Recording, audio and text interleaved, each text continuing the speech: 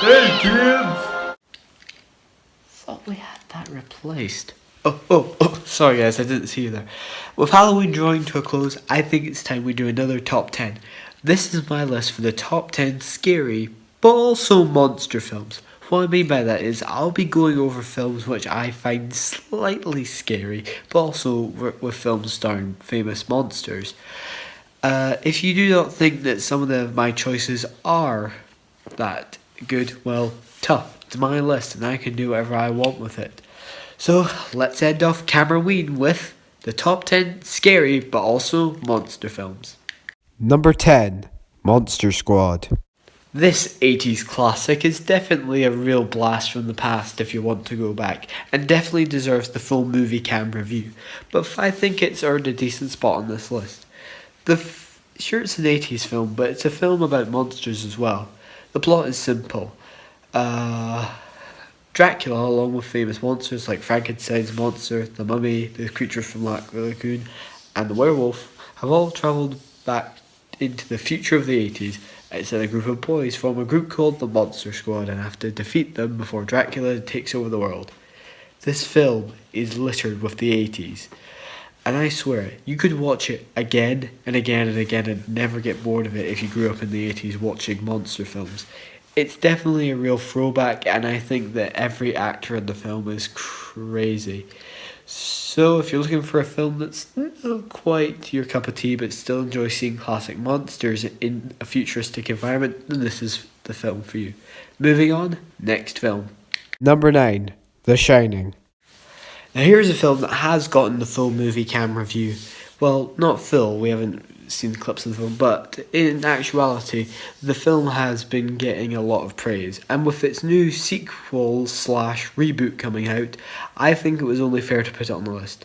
The Shining delves into the pure writing of Stephen King, and like I said in the movie cam review of the film, it definitely has earned a spot, showing the pure madness and insanity of a writer.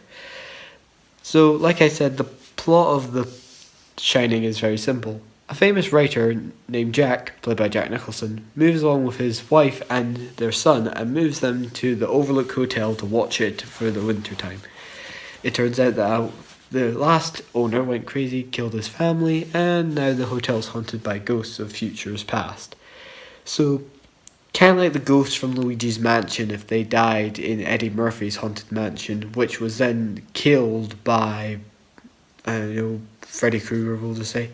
This film beautifully captures the writing of Stephen King, and if you do want to see it or hear it again, I definitely suggest you click the link below to go see the full movie cam review. But this film gets a pass because it's Stephen King. Number 8, Happy Death Day. Happy Death Day to you. Happy Death Day to you. Who doesn't love this film because it plays on horror tropes? Anybody getting like a nostalgic feel from this film? Seriously, Happy Death Day is definitely a slasher / horror film, and I think it's for good reason. A girl named Tree, who's pretty much a bit of a female dog to everybody, gets killed on her birthday by a man or woman in a baby mask. The film is definitely a throwback to classic horror tropes, as Tree finds herself repeating the same day over and over again. I love this film because, well, I love kooky horror films, and also Groundhog Day, which this film is satirizing, is probably one of my favourite Bill Murray films. Back when Bill Murray was Bill Murray and not Bill Murray. My one issue with the film, in the middle, it kind of, I don't want to say drags on, it just kindly slows down. But the twist ending at nearing the end of the film is definitely worthy of Shyamalan levels, and I would recommend going to see it. So if you're wanting a film that's not quite that scary but still really intense, then Happy Death Day is for you, and its sequel too. Moving on. Number 7, Hotel Transylvania. Now I know what you're going to say. Why is Hotel Transylvania on this list when everybody knows that because of my Pixels review, I hate Adam Sandler? Well, truth be told, there are good Adam Sandler films, and this, along with Hotel Transylvania 2, is one of them. Hotel Transylvania is definitely an interesting choice, and even though it's not a scary film, it is definitely a monster film. So, Sandler plays Dracula as he runs a hotel for monsters. One day a human arrives, and it kinda seems a bit like Monsters Inc. How the monsters are all scared of the human, and the human is just excited to be surrounded by terrifying monsters. But I swear, the monsters they get in this film are pretty much the same as Monster Squad, like Frankenstein's monster, the Mummy, Wolfman, the Invisible Man, and they've actually got some pretty good people to voice them. Not only does it include Sandler usuals like Kevin James and Steve Buscemi, but it definitely shows that this is not Adam Sandler's usual film. Plus, this is a Halloween film that my brother loves watching, so if it can make a child laugh, I guess it's not doing any harm. Trust me, wait till you get to my top 10 worst films. You're gonna see a lot of Sandler on that list. Still, this is one Sandler film that definitely gets a pass. It's okay in my book. It's not great, but it's definitely a monster film. Number 6. Casper.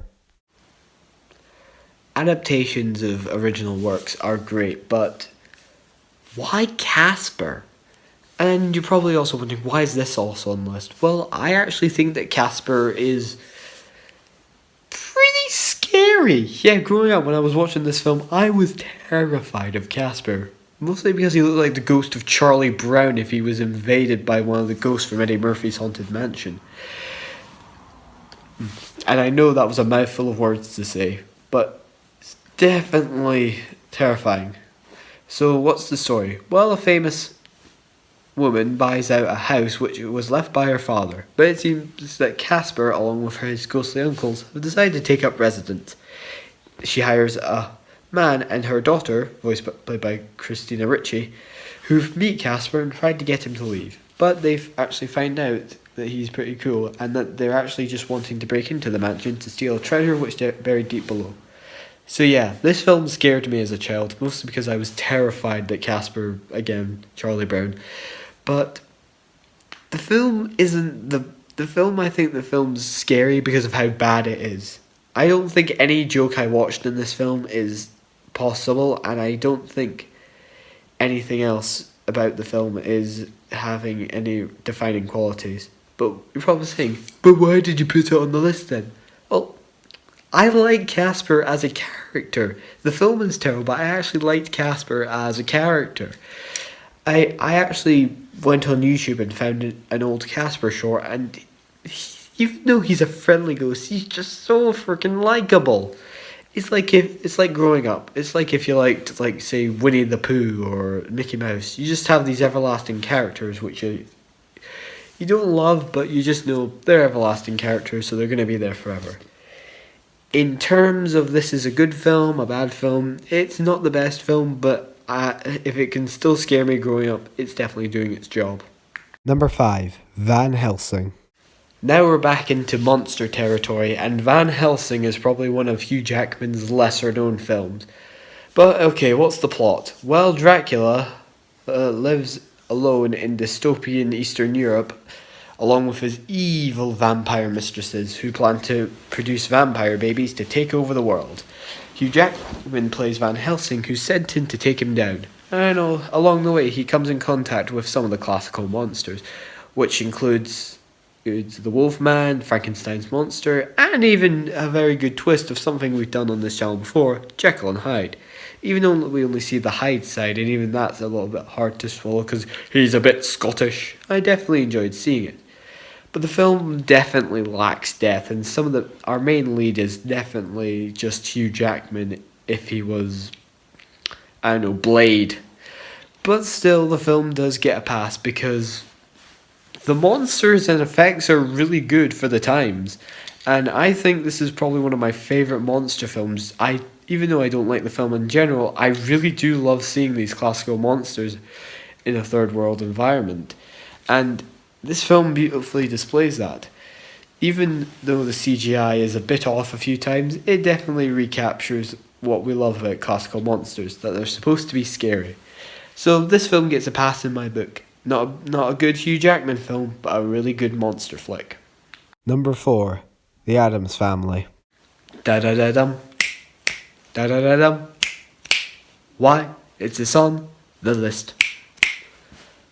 Because it's the Addams Family. Anything you associate with horror or scary or monsters, you gotta bring up the Addams Family. And with the new Addams Family movie, out of respect, I put it on this list. Because I do love the original Addams Family. Its sequel, not so much, but I do also love another Addams Family film that most people forget because it was only released on VHS, called Addams Family Reunion. I like that film just because Tim Curry's in it. I love Tim Curry. But the original Addams Family does have some defining qualities about it. But the plot is what drives it forward. After being missing for years, it seems that Gomez, aka Mr. Adams' brother Fester, finally returns home. Fester is played by Christopher Lloyd, who is definitely also a good acting choice. But it turns out it's not actually Fester. It's just the son of this woman who wants to buy out the Addams family's house and steal their gold. After their lawyer tells them that there's gold buried somewhere. There's gold! So yeah, even though this film isn't technically scary and it's kind of just a little bit of a monster film, I'm still putting it on this list because I really do love a creepy and dark film. Seriously, every frame of this film looks like Tim Burton threw up all over it. In fact, the characters also kind of look like that. Are you sure that the Addams Family isn't just Tim Burton's family? Anyways, this film gets another pass because I loved it growing up and it definitely makes me smile. And anything that can make the next film come out now good, I guess it's doing something right. Number 3. ScoobyDoo 2 Monsters Unleashed. This is a good Scooby-Doo film. Ignoring Scooby-Doo 1, Scooby-Doo 2 Monsters Unleashed definitely recaptures the amazing, extravagant visuals and aspects which the original show had. And it definitely shows as we actually have a mystery this time instead of Mr. Bean trying to take over the world with giant CGI gremlins. The film, as a whole, is pretty good. The original voice cast from the original film return, and it also includes famous actors also lending their talents to the film, which includes Robot Chicken creator Seth Green and Weird Man Peter Boyle. The film's main plot is that an evil masked figure humiliates Mystery Inc. by constantly scaring them and tarnishing their good name. And they also steal the monster costumes to bring them to life using some weird thing called randomonium. The team splits apart, Scooby and Shaggy feel like they're less. And this breaks one of the oldest of traditions, giving Velma a love interest. Seriously, there's too much Scooby-Doo lesbians floating around. I'm surprised that this image isn't floating around. I'm not going to show you the image because, reasons. But still, I like Scooby-Doo 2 Monsters Unleashed because because of the monsters. That's where the show really drove. It was a mystery, and that's kind of what this movie is. A big mystery to try to find out who it is. But in terms of the other Scooby-Doo films, I don't like them. But this film definitely helps recapture the classic era of the show. Definitely worthy of the monster name, and it brought the Scooby back in Scooby-Doo. Number 2. Monster House. Monster House. Wow, this is another film that scared me growing up. I definitely was terrified of Monster House, and any mention or seeing of the film scarred me. Okay, but what's the plot? Well, an old man, voiced by Steve Buscemi, lives right across the street from this boy named DJ, who he always spies on. As it turns out, that the house is actually possessed by a ghost of Buscemi's former wife, who died in a sad cement accident. In terms of what else happens, the house comes alive, tries to eat people, and it's up to DJ, his friend Chowder, and this girl they find to stop him. This film reeks with horror and dread. When you have a title that's like Monster House, you know it's not going to be kind of funny, but you definitely know it's going to be terrifying. Monster House beautifully recaptures how you create suspense. At the start, you don't know that the house is evil, you just know that they're going to do a crazy route. But some of the angles they go for is definitely terrifying. I didn't really get into the characters, but the film as a whole, rewatching it all these years later, definitely gives it a very violent and terrifying edge. So yeah, it's not a scary film, but it definitely is worthy of a monster film, and that is why it's on this list. And the number one scary/monster movie is Hocus Pocus. Time for fan outcry.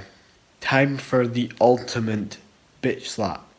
Why is this dated 80s to 90s kids film on my number one spot? Well, truth be told,